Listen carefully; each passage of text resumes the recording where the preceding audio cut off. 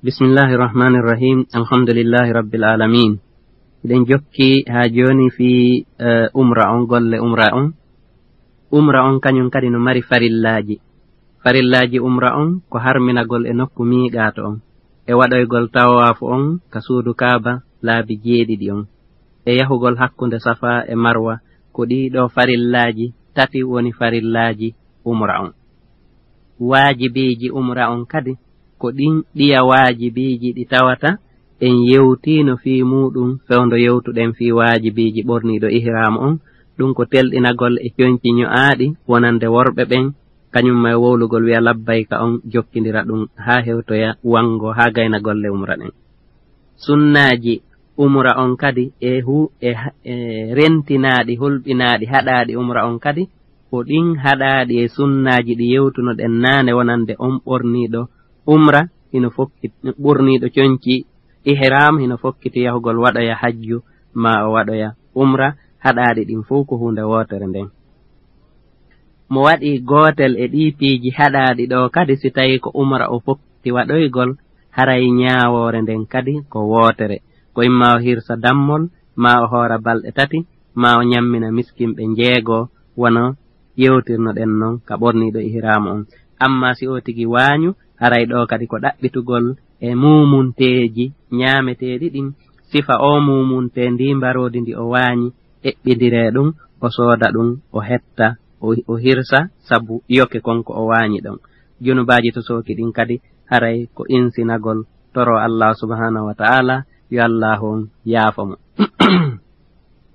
Haray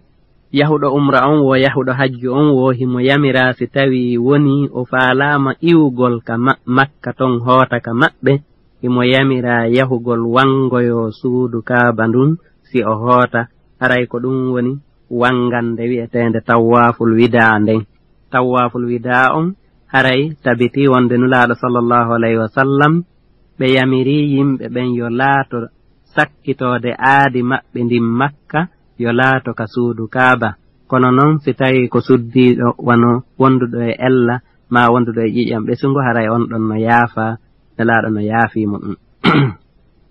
Sabu fewndo nulaaɗo sallallahu alayhi wa sallam ɓe hajji wiyanoma wonde hay yimɓe ɓen fuɗɗike woncitade tun hoota ka maɓɓe ton, hanu laaɗo sallallahu alayhi wa sallam yamirimo be yo taw hara sakkitode aadi muɗum ndin yo wonu ka juulirde ko ɗum wiyete tawaf alwida.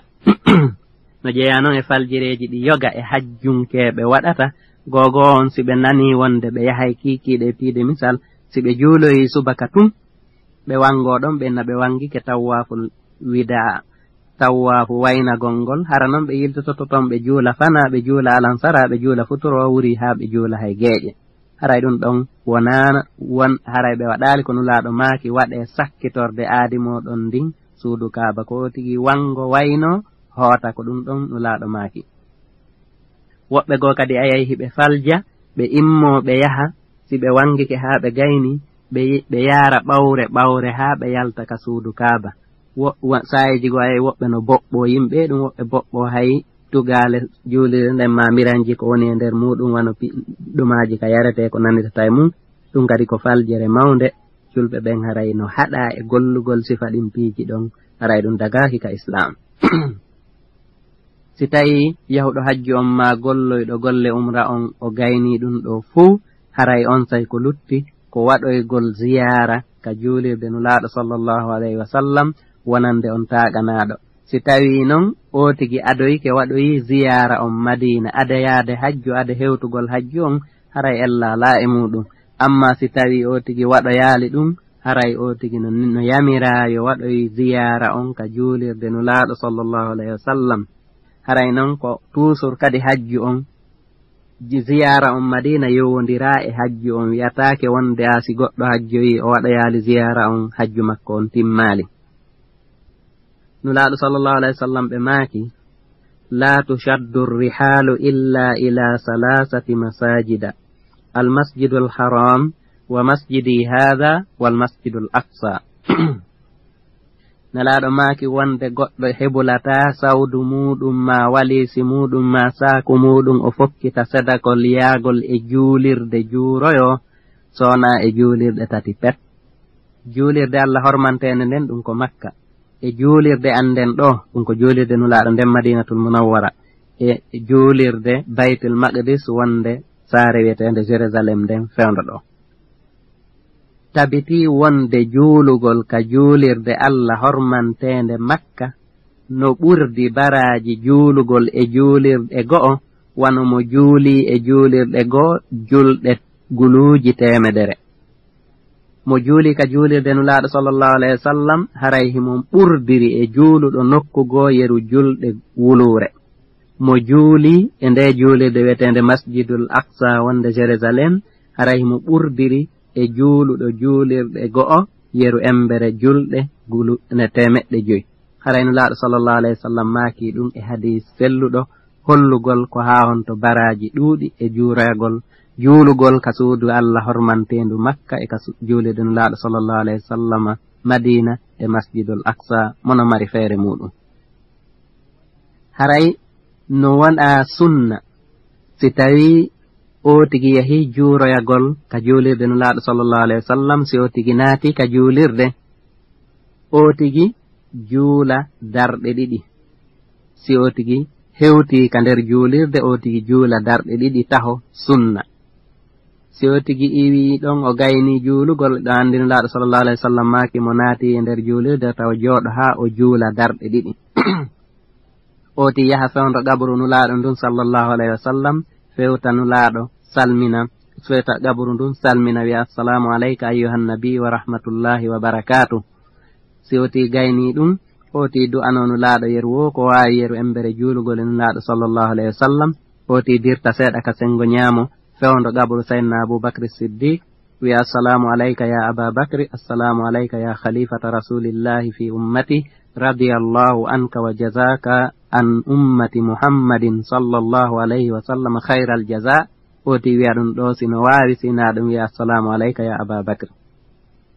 o ti dira ka ñaamo ɗon seeɗa kadi hewta gabru sayyidina Umar ibn al-Khattab radiyallahu ta'ala anhu ɗon kadi o tino waawi wiide assalamu alayka ya amiral mu'minin ya Umar radiyallahu anka wa jazaka Allahu an ummati Muhammadin sallallahu alayhi wa sallam khairal jaza simo waawi ɗum ɗo kadi o waɗa ɗum o tigi gayni juuragol ka juulirde nulaaɗo sallallahu alayhi wa sallam o tigi yalta si tawi ɗum ɗon feƴƴi kadi haray no jeya e sunna yahugol juuroyo nokkeeli Allah hormanteeɗi wonɗi Madina ton kadi wona juulirde Quba nden o tigi yaha juuloya juulirde Quba nden ɗon kadi ko jeyaande e juulirde aranere darnande nden ka Islam ko nden ɗon Allah subhanahu wa ta'ala o dalika Qur'an a'udhu billahi minash shaitanir rajim la masjidun ussisa ala taqwa min awwali yawmin ahaqqu an taquma fihi rijalun yuhibbuna an yatatahharu wallahu yuhibbul mutatahhirin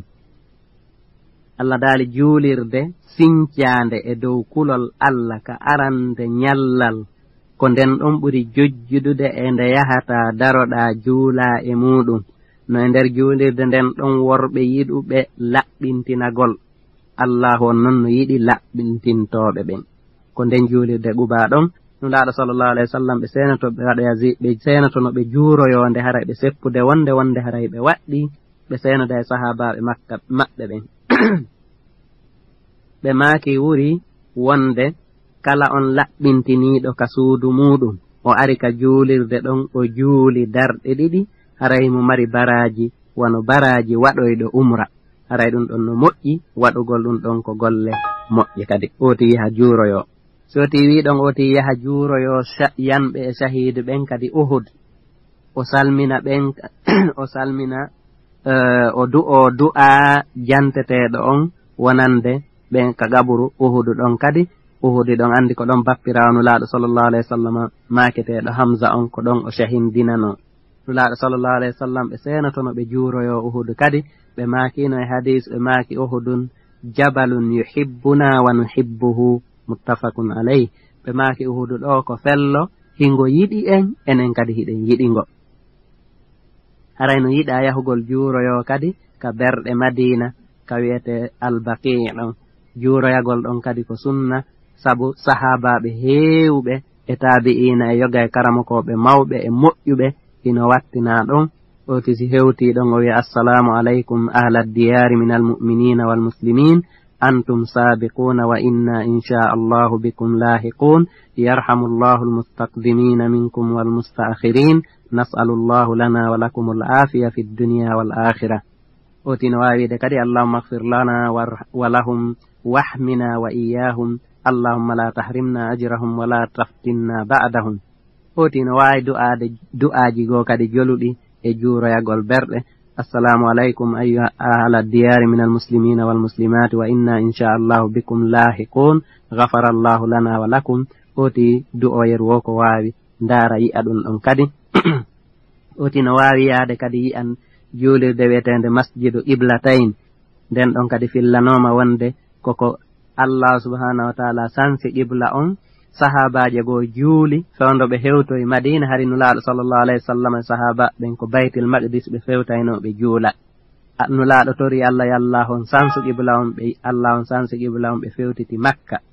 ɓe fewtiti Makka Allah on jippini aya fa walli wajhaka shatral masjidil haram on say ɓe yiili ɓe fewti Makka ɓe juuli goɗɗo goo iwi ton noon ari tawi ɓe juulude e nden juulirde ɗon hiɓe fewti baytil maqdis ɓe wi'ama wonde o wi'i ɓe he qibla on sansama ko Makka wona e fewtirede wo on say ɓe yiili e nder julde maɓɓe nden ɓe fewtiti Makka wi'irani wonde nden juulirde ɗon wi'ama ko juulirde marde qiblaji ɗiɗi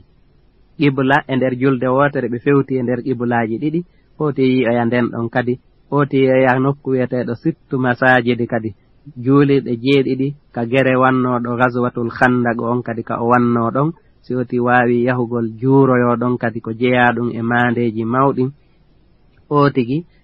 tentinin sino jangi sira nulaaɗo sallallahu alayhi wa sallam e tarihaji e gereji wannoɗi si oti yahi yi'i seeditike tabintinanaymo ko o jangi kon haray ko jeeyaɗum e hunde moƴƴere si ɗon iwi haray o tigi ko o waynito o immo o hootaka maɓɓe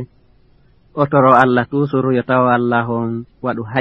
hajju ɗiggaɗo e muɗum mo tata ko jaɓaɗo si ɗon haray landal no woodi ɗo si tawi debbo fiilike e nder yahugol makko hajju on ko honno gerdata haray koyo o yahu o golla golle hajjuɗen fuu wano wi'irɗen non ko woni tun o naatata ka nder juulirde o wango ma o waɗa golle juulugol fannimihi mo wondi e fiilordu ndun haa o laaɓa haray no daganimo non kadi ƴettugol lekki haɗayki argol ƴiiƴan ɗan haray pharmacie ji wonɗi Madina ɗin fof e wonɗi Makka ɗin fof ka hewti o landi wo ɓe yeeyaymo lekkin e hoore piri newiɗo haray karamokoɓɓen fof no newni ɗum ɗon amma noon si ellatiɗo ɗo heɓike en piide misal o yahi hara o wangaki ka suudu Kaaba o heɓi ƴiiƴan ɗan o ƴetti lekki ƴiiƴan ɗan taƴaali haray hewti ka o ara o laaɓaali karamokoɓe goo no wi'i wonde no newnanamo ka o haɓɓito haa moƴƴa o haɗaƴi sintugol ƴiiƴan ɗan o yaha o wango sabu no gasa si o hooti ka maɓɓe wawata artoygol hande kadi si o wangaki wangande farilla on le haray hajji on timmaali haray yoga e karamokoɓe no newni ɗum wallahu alam bissawab joni noon en daroto ɗo fii ko yowiti e tugale islam ɗen jowi ɗe tawata islam on no mahi e muɗum ɗe ɗaɓɓinon ɗen yoyen yewtu joni noon haray no lutti seeɗa e kun kasetun ɗo ko yewteten kañum may kasetun gotum en torama yo en yewtu fii raɓɓinɗinagol e tariha nulaɗo meɗen on sallallahu alayhi wa sallam en wi'ay ka lellitugol ɗo en wi'ay bismillahirrahmanirrahim yewtugol fi tariha nulaɗo meɗen on sallallahu alayhi wa sallam haray no haton jini e waɓutu yaajuɗo sabu se wona ɗum o tigi raɓɓinɗinayi haa no gasa ronka faaminade pandi ko oti woni yewtude kon kono fof e muɗum en wi'ay bismillahi fuɗɗoɗen en wi'ay en fuɗɗoray jibinede nulaɗo sallallahu alayhi wa sallam nulaɗo sallallahu alayhi wa sallam ɓe jibinama e saare makkatal mukarrama e tenerre ñande 12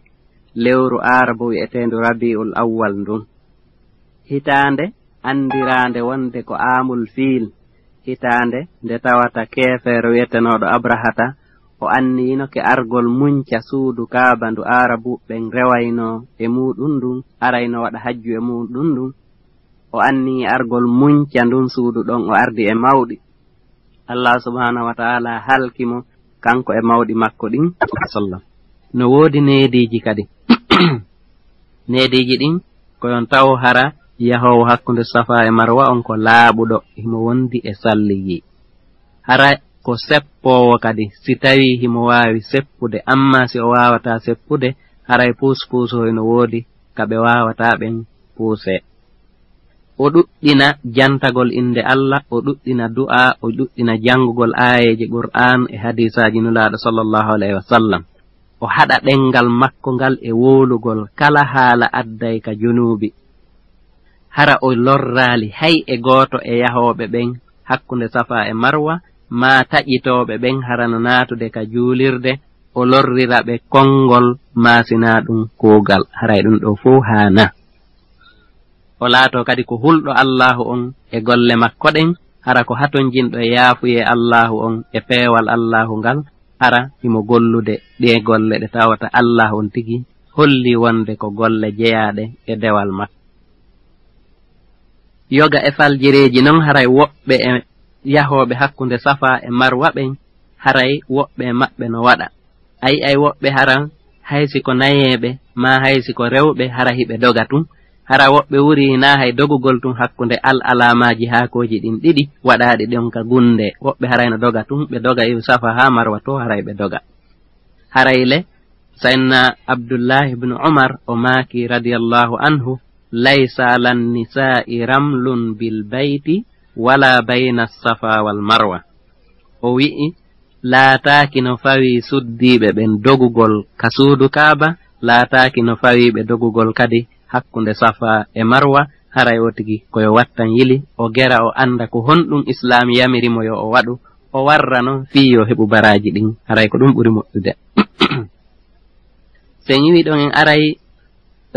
farilla nayaɓo on ka hajju farilla nayaɓo on ka hajju ko daroyagol arafa daroyagol arafa non ko yo o tigi hewtu arafa wona e arafa on nyande jeenayi donkin hara himo anni hajjugol ngol nyande jeenayi donkin on iwka fajiri feeri ɗon ha nyande fajiri sappo on feeri hakkunde ɗon hara o hewti arafa ɗum ɗon o kontete daroyiɗo arafa haray mo wondi e anni e hajju haray ko ɗum ɗo ko farilla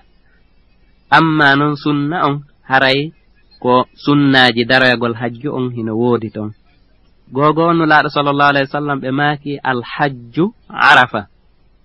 ɓe maaki hajju on dey ko arafa daroyagol arafa mo yahaali arafa wonande wi'uɗo no yahi hajju haray hajju makko on timmaali ka sariya e nden hitaande ɗon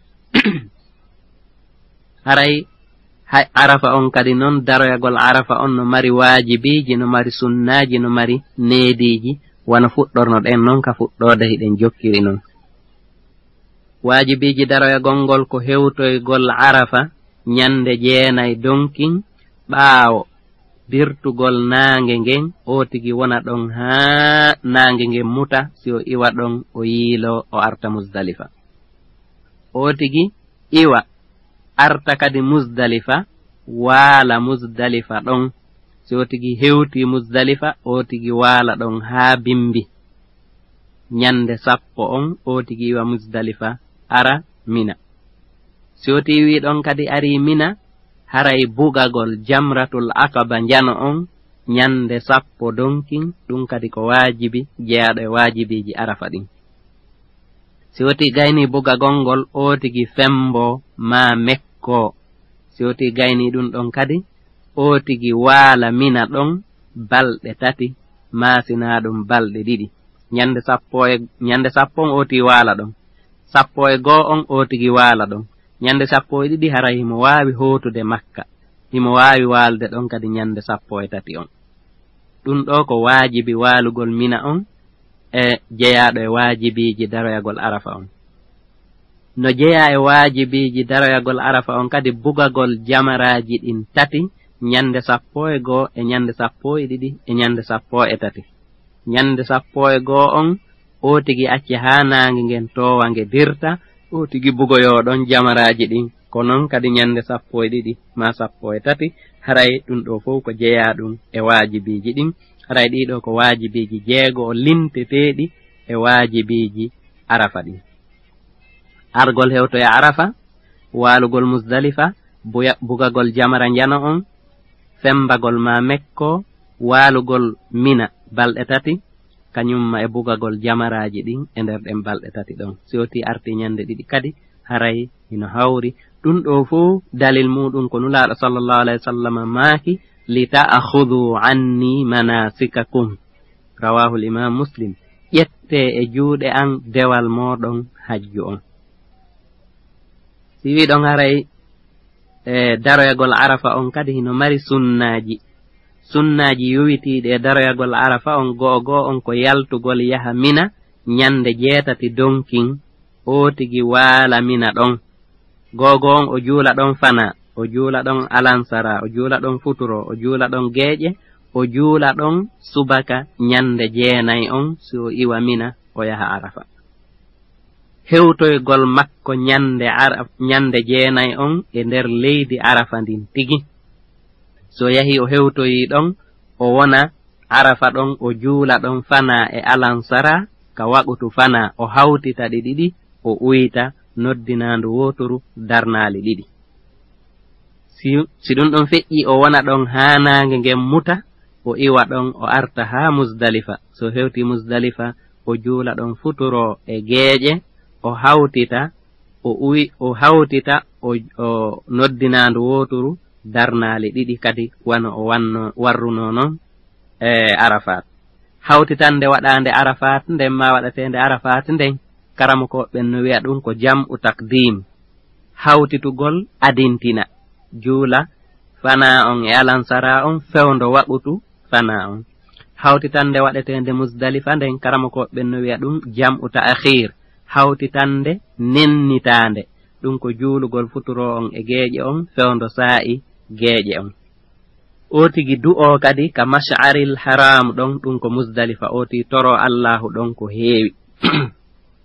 si o tigi iwi ɗon kadi o tigi yaha nyande 10 on nyande iidi on si tawi mo mari feere o immo o yaha o wangoyo farilla on ka suudu Kaaba o arta Mina si tawi mo mari feere muɗum si o mara feere muɗum haray mo waawi habbaade ha nyande bimbi nden nyande ma bimbiti nden nyande ma nyande o iwi Mina o arti Makka o yaha o wangoyo ko woni tun ko hajji on sellata fannimi wangande nden ɗon wangoyaka sabu en ɗum ɗon ko farilla jeyaɗo e farillaji hajju ɗin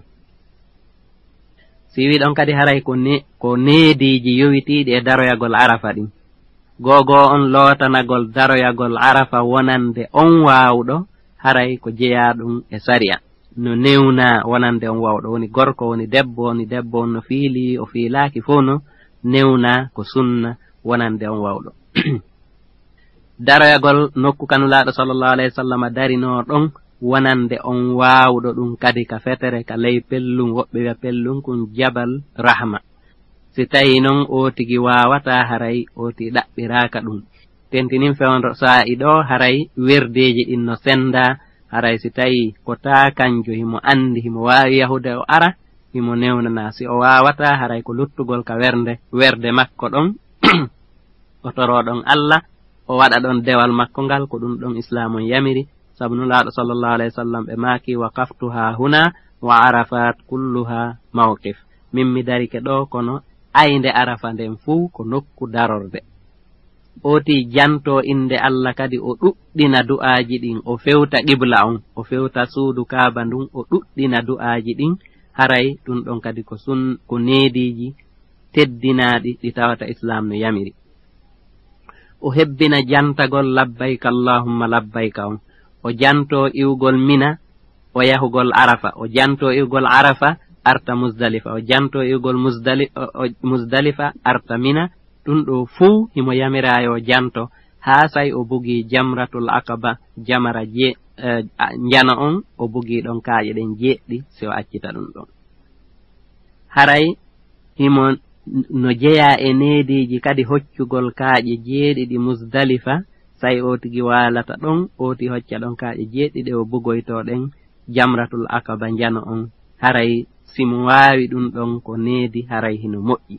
kono noon mo hocci kaaƴe ɗen nokkugo kadi ella alaa e muɗum haray nokkeeli ɗin fof kaaƴe ɗen no hocce ko woni tun ka hayre nden sinde ƴettama nde bugama jamraru ndun haray dagata ko ƴettugol nden hayre ɗon hande kadi wiyano bugitade laawol ɗimmol